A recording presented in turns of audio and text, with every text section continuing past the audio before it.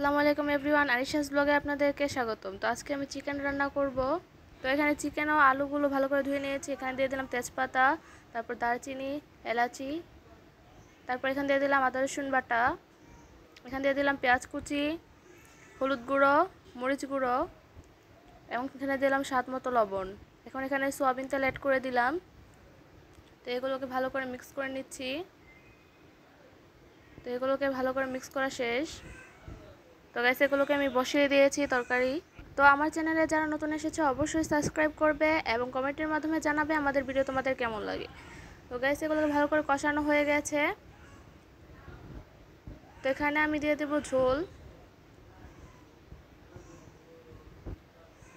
তো গাইস, এখানে ঝোল দিয়ে দিয়েছি, ভালো করে মিক্স করে নেব।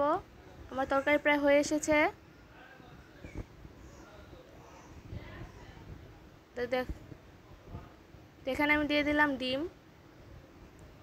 তো এগুলোকে ভালো করে মিক্স করে নিচ্ছি।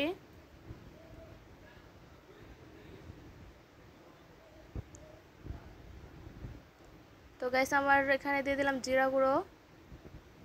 এগুলোকে ভালো করে মিক্স করে নেব। আমার তরকারি প্রায় হয়ে এসেছে। দেখো, আমার তরকারি হয়ে গেছে। তো দেখো এটা কতটা সুন্দর লাগছে। একটা টেস্ট করলাম, অনেক ভালো লেগেছে।